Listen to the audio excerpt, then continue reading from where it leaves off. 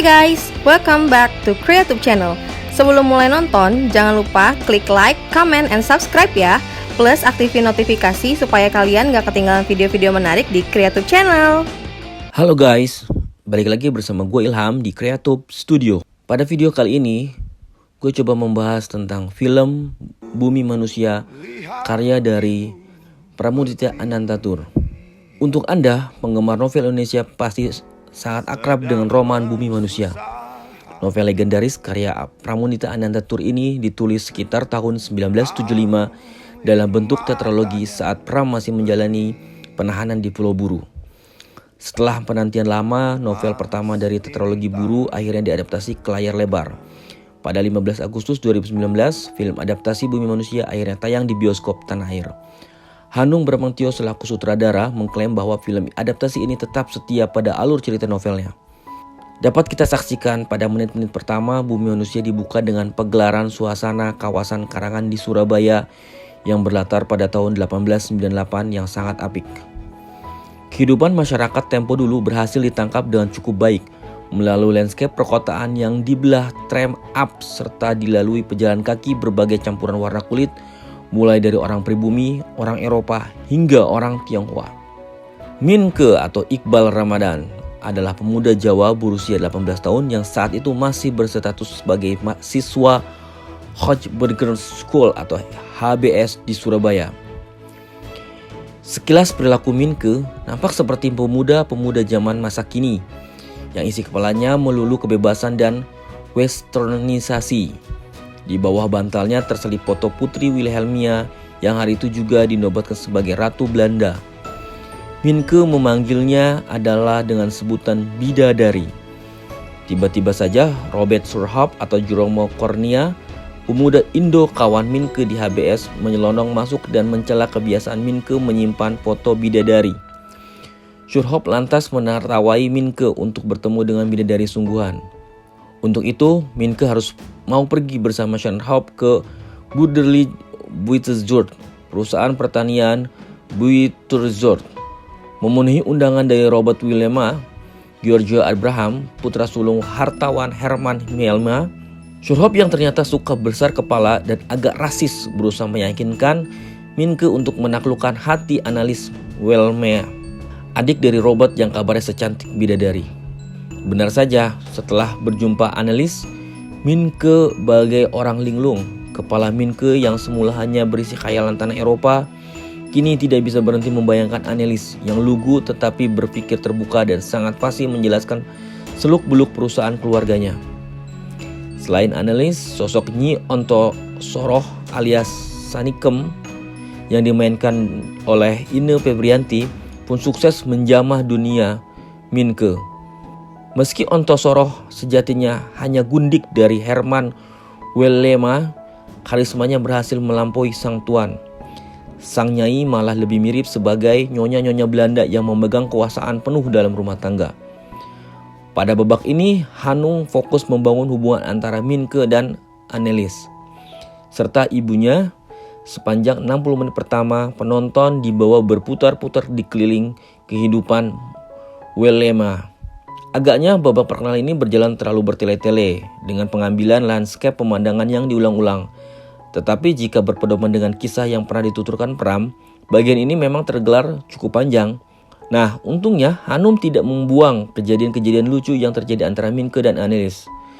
Sebagai contoh, saat Minke mulai merayu dan mencium pipi Annelies yang berharap si gadis tersipu seperti perempuan Eropa pada umumnya. Pada saat itu Annelies malah lari tunggang langgang mengadu pada ibunya. Namun apa yang terjadi? Ternyata reaksi Nyai Ontosoroh pun tidak seperti perempuan Jawa yang kaku. Dia dengan lembut mendorong Annelies mengatasi krisis dalam dirinya dan menerima Minke. Bahkan pemuda itu diundang tinggal bersama di kediaman Willema agar keduanya dapat selalu bersama sampai tiba pada keputusan untuk menikah. Lawan tokoh Minke dan Annelies dalam Bumi Manusia karya Hanung lebih banyak mengedepankan kisah cinta ketimbang konflik sosial dalam balutan hubungan rasial yang bersitegang pada zaman itu. Keputusan ini memang tidak mengejutkan. Hanung sudah mengakui jauh-jauh hari. Tapi keputusan Hanung tidak mengeksploitasi percintaan antara Minke dan Annelies harus dibayar dengan mengorbankan karakter lain. Pertemanan Minke dan Jan Dapserse atau Brian Domani, anak angkat pendeta yang memilih menjadi pribumi dengan nama Panji Dharma, malah tidak dipertunjukkan dengan jelas. Tiba-tiba saja di penghujung cerita mereka langsung akrab hanya karena Jan sekali membela Minke dari olok-olok Robert Surhoff. Yang paling seru pada kisah ini adalah pada saat babak percintaan Minke dan Annelies bisa jadi merupakan bagian terbaik dalam film ini. Sayang, bagian terbaik ini hanya bertahan separuh cerita. Setelah mereka menikah, greget yang sedari awal mewarnai hubungan keduanya langsung sirna. Karakter Annelies malah terlihat mengganggu dengan bolak-balik lunglai dan pingsan tanpa alasan yang jelas. Belakangan baru diketahui bahwa gadis Indo ini mengalami gangguan psikologis dan trauma akibat diperkosa abangnya sendiri. Narasi pada bagian ini tidak dituturkan secara gamblang dan tidak ditindaklanjuti. Bila kita perbandingan antara sejarah dan roman, tidak seperti film-film sejarah garapan Hanung terdahulu. Bumi Manusia bukanlah drama biopik. Ketimbang mengeksploitasi kehidupan seorang tokoh sejarah, Bumi Manusia sebagaimana yang dikisahkan Pram dalam novelnya lebih berupaya membangun interaksi sosial antara kelas sosial dalam masyarakat kolonial. Hanung memang sempat mengutarakan keinginannya mengemas Bumi Manusia semirip mungkin dengan novelnya. Kendati sudah mewanti-wanti agar tidak menjadikan Bumi Manusia sebagai referensi sejarah, nampaknya Hanung juga tak ingin abai terhadap beberapa fakta historis, khususnya yang berkenaan dengan posisi Nyai. Pada film Bumi Manusia, mempertegas pesan historis tersebut melalui cemooh dan perlakuan kurang pantas kepada seorang Nyai yang disaksikan sendiri oleh Minke dari atas kereta kuda. Adegan ini tidak ditemukan dimanapun di dalam novelnya, sehingga menjadi jelas bahwa Hanung memang sedang berimprovisasi menciptakan suatu adegan di mana Minke belajar menulis kolom tentang pergundikan. Secara historis, Nyai memiliki konotasi yang negatif, baik di mata bangsanya sendiri maupun di bangsa orang-orang kulit putih atau bangsa Belanda. Posisi ini dianggap sebagai kunci hidup enak bagi perempuan buruh perkebunan. Dengan melahirkan anak-anak tuan, pemilik perkebunan, secara tidak langsung para nyai juga akan diganjar fasilitas yang memadai. Bahkan ada pula di antara mereka yang diberi akses keuangan. Meski begitu, sangat jarang ditemui orang-orang Eropa yang memperlakukan seorang nyai dengan cara terhormat. Namun, sebaik apapun Nyai Ontosoroh, ia tidak akan pernah sepadan dengan perempuan Eropa, terutama di hadapan hukum kolonial yang sangat rasis.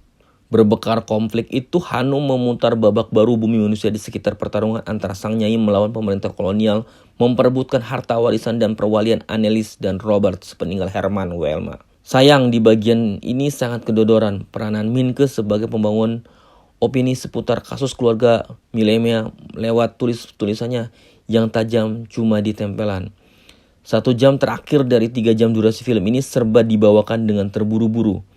Memasuki babak persidangan yang bersambung penyerangan rumah keluarga Welma, cerita langsung dibawa tergesa-gesa, adegan melompat dari satu ke sisi lainnya. Seolah tak ada lagi yang patut dinarasikan, hanya sesekali saja diperlihatkan pergulatan Minke mencari keadilan lewat tulisan surat kabar, belum lagi perkenalkan Minke dengan Komer atau dengan Kostian Sugiono, jurnalis Eropa yang menulis banyak koran Melayu. Terjadi sangat tiba-tiba dan tidak berkontribusi banyak. Bumi Manusia sekedar mengulangi masalah dalam film Indonesia, megah dan tertata di depan, terburu-buru di belakang.